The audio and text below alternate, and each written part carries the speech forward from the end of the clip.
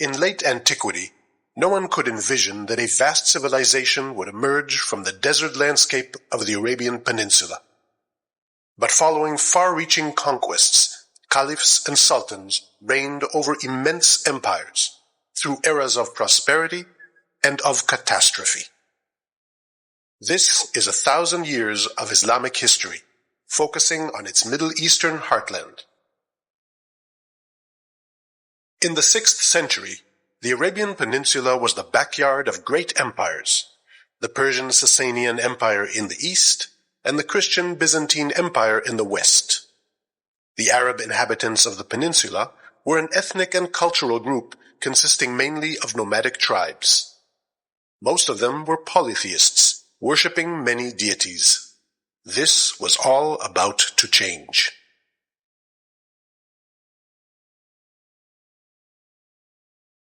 Around 570 CE, Muhammad was born in the city of Mecca. According to Muslim tradition, he was chosen by God to serve as the last prophet in a line of prophets, including Abraham, Moses, and Jesus. Muhammad was to spread monotheism in its true form among the Arabs. Tradition holds that over many years, the Quran was revealed to the prophet in segments and was later compiled into the central book of Islam.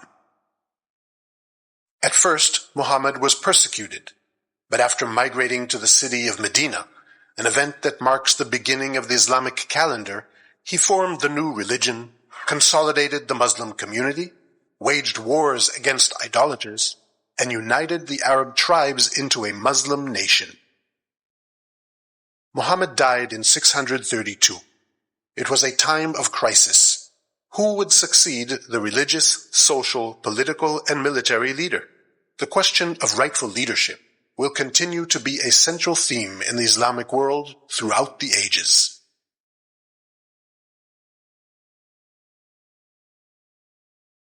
Muhammad's heirs established the title of Caliph, meaning successor. The first 4 caliphs, known as the Rashidun, or rightly guided caliphs, were chosen one by one based on their affiliation with the Prophet and personal qualities. They held power for 30 years. During this period, the first Muslim state emerged, with institutions, taxes, and bureaucracy. The caliphs conducted military campaigns, and in a rapid, colossal process, expanded the caliphate from Iran to North Africa. The Byzantine Empire lost many territories, and the Sasanian Empire collapsed. Muslim tradition considers the Rashidun period as the glory days of Islam. However, it was characterized by acute internal tensions, and 3 of the 4 caliphs were assassinated. In particular, tension mounted around the supporters of Ali ibn Abi Talib, Muhammad's cousin and son-in-law. This group, that came to be known as Shias, claimed that Muhammad had appointed Ali as his successor, and therefore he and his descendants were the only legitimate rulers. On the other hand, their opponents, who would later be called Sunnis, did not recognize this appointment. In time, the political divide will become the biggest religious rift in Islam.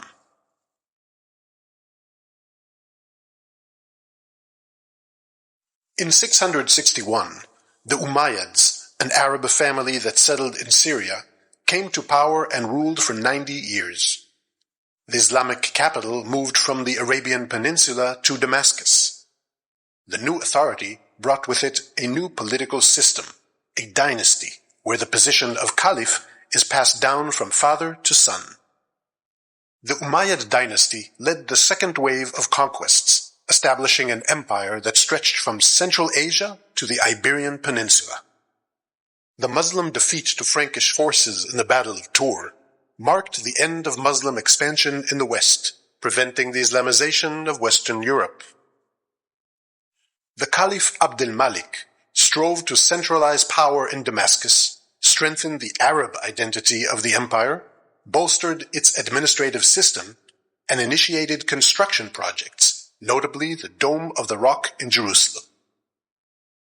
But social and political divisions, rebellions, and civil wars shook the Umayyad Caliphate. In the Battle of Karbala, the Umayyads murdered Ali's son, delivering a resounding and formative blow to the Shias.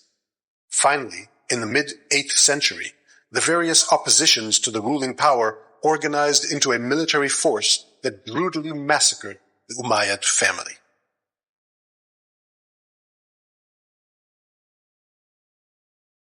In 750, out of the chaos, the Abbasid dynasty rose to power. They were a Sunni Arab family that took pride in its lineage to Abbas, Muhammad's uncle. The period of upheaval had come to an end. The leadership of the Abbasid caliphs lasted for more than 500 years. Immediately following their accession to power, Muslim forces won the Battle of Talas against the Chinese Empire, bringing to a close the advance in the east. The Abbasids ceased the expansionist policy, turning their gaze inward to the construction of the caliphate. They moved the capital from Damascus to a new city they built, Baghdad. It soon became known as the largest and most prosperous city in the world. The caliphate served as a fertile ground for poets, writers, physicians, philosophers, and astronomers. Scientific writings in Greek and other languages were translated into Arabic, forming the foundation of massive original scholarship. And so the Abbasid period is considered the golden age of Islamic civilization. The Abbasid Caliph Harun al-Rashid, known from the tales of Arabian Nights, served as a patron of scholars, maintained diplomatic relations with Charlemagne, and even sent an elephant to Europe, arousing excitement in the Frankish kingdom. But alongside this flourishing, starting from the mid-9th century, the Abbasids in Baghdad lost control throughout the empire, while local Muslim dynasties gained power and encroached on wide territories. Gradually, the caliph lost political and military power and became a mere figurehead. In addition, Arab exclusivity in the caliphate weakened, as Persian and Turkic elements gradually rose to prominence. The Islamic story ceased to be only Arab and became a multicultural one.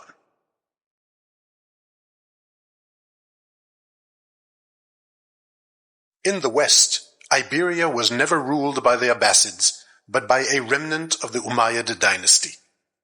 The Islamic presence in Spain lasted hundreds of years, slowly being pushed back by the Christian Reconquista. In the East, various Persian dynasties ruled at the expense of the Abbasids. Some of them were the engine behind a revival of Persian culture, which received a severe blow with the Arab conquest. The Persian language was reborn and adopted the Arabic script. In 945, the Persian Buyd family took control of Baghdad. Even though the Buyds were Shias, they chose not to oust the Sunni Abbasid Caliph, but to limit his power, while controlling a confederation spanning Iraq and western Iran. Their presence lasted for more than 100 years. At the same time, the Fatimids gained power. They were an ambitious Arab Shia dynasty that traced itself back to Fatima, Muhammad's daughter and wife of Ali. The Fatimid dynasty spread through North Africa to Egypt, established Cairo as its capital, and from there ruled vast areas. It called for the overthrow of the Abbasid Caliph, managed networks of Shia missionaries, and was suspected of subversive activity, causing panic among the Sunni caliphs. The Fatimids ruled their shadow caliphate for an impressive 200 years, but failed to defeat Baghdad. In the 10th century, against the backdrop of the political success of Shia dynasties such as the Fatimids and the Buyds, Shia Islam took shape, turning from a collection of political groups into defined religious movements.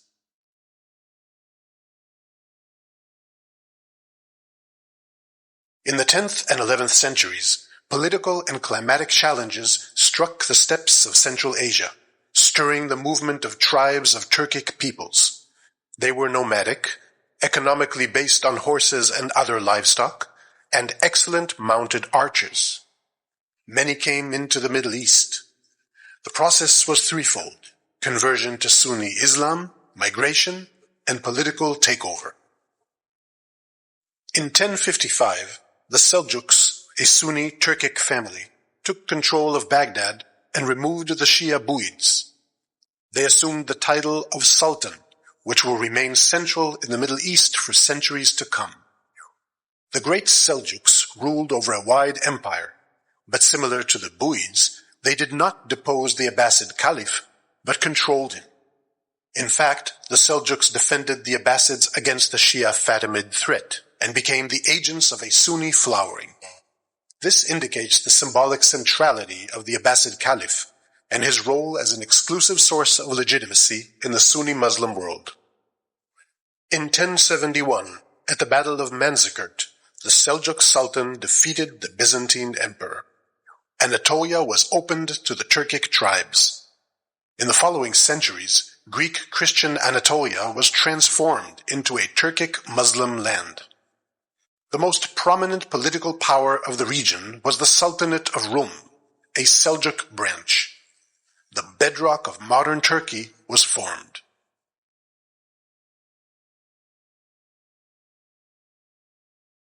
In 1095, while the Islamic Middle East was politically divided, the Crusades were launched under the direction of the Catholic Church. Their declared goal, liberating holy places from the hands of Muslim infidels. European forces occupied Jerusalem and established several states on the shores of the Mediterranean Sea. Crusader presence in the Middle East lasted for 200 years. During this period, Muslims tended to see their new neighbors as representatives of an unadvanced civilization, with a culture inferior to their own. In the 12th century, Saladin, a member of a Sunni Kurdish family, rose to prominence.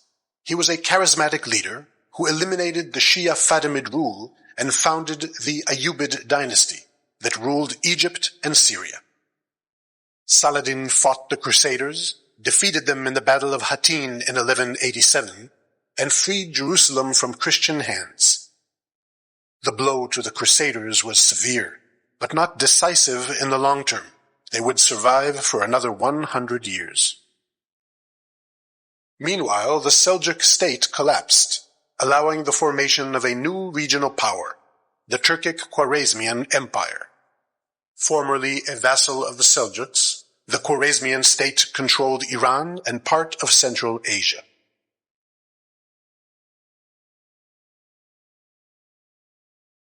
The 13th century marks a watershed in Islamic and world history.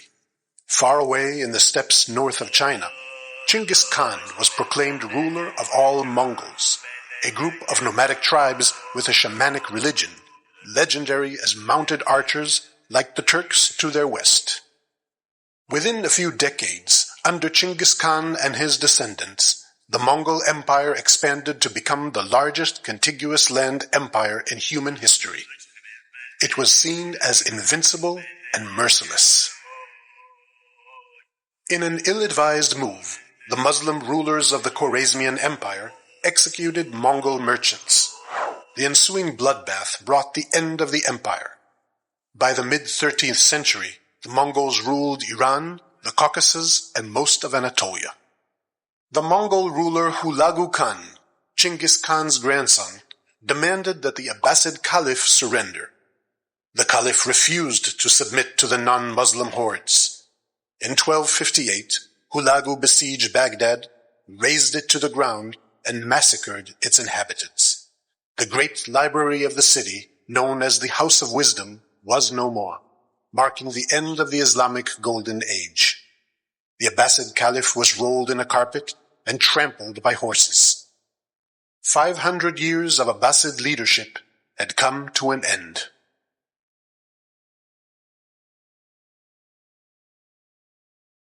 Hulagu turned to Egypt. There, the Ayyubid dynasty of Saladin was overthrown and replaced by a new power, the Mamluk Sultanate. The Mamluks were Turkic slave soldiers who were brought from the steppes, converted to Islam, and served as an important military force for Muslim rulers beginning in the 9th century. In 13th century Ayyubid Egypt, this elite warrior class gained political power, and slaves became masters. In 1260, at the Battle of Ain Jalut, the Mamluks defeated the Mongols, unprecedentedly halting their advance. The Mamluk Sultan Baybars, who played an important role in repelling the Mongols, also managed to crush the Crusaders, paving the way for their final collapse. This double victory earned the Mamluks the image of the defenders of Islam. It was further strengthened as Baybars re-established the Abbasid Caliphate in Cairo, though it played a marginal role. The Mamluks continued to rule for 250 years. By the end of the 13th century, the Mongol Empire splintered into local Mongol dynasties, led by the descendants of Chinggis Khan. Some of these dynasties, as well as many of the elites, converted to Islam and adopted Turkic dialects. This was the case with the Ilkhanid dynasty, descendants of Hulagu, who ruled from Anatolia to Iran. The Ilkhanids proved that the Mongols were not only brutal conquerors, but agents of economic, cultural, and intellectual prosperity. The Ilkhanate collapsed in the 14th century and was replaced by an empire created by the cruel Turco-Mongol conqueror Timur. The Timurids proved yet again that brutality and cultural flourishing are not mutually exclusive. The empire survived in some form until the end of the 15th century. At the same time, a new power grew in the West. Around 1300, a man named Osman emerged as the leader of a small Turkic Muslim principality in Anatolia. Osman and his descendants fought the Byzantine Empire and conquered territories in Anatolia and the Balkans, creating the Ottoman Empire. In 1453, it conquered Constantinople in a move that ended 1,000 years of Byzantine rule and is sometimes considered to mark the end of the Middle Ages. Constantinople, later Istanbul, became the new Turkish capital. The Ottoman Sultan Selim the Grim tripled the size of the empire, making use of newly invented gunpowder technologies. In 1517, he captured Cairo and executed the last Mamluk Sultan. Terminating the Abbasid Caliphate of Cairo, Selim declared himself Caliph, the new leader of Sunni Islam. The Ottoman Empire spread over vast territories in the Middle East, North Africa, and southeastern Europe. In the 16th century, two empires formed to its east: the Shia Safavid Empire, which is considered the foundation of modern Iran, and the Mughal Empire that ruled India. These three Islamic powers, known as the Gunpowder Empires, were strong and stable in the early modern period. The Ottoman Empire, the last caliphate in the history of Islam, survived for 600 years and fell only in the 20th century, following the First World War.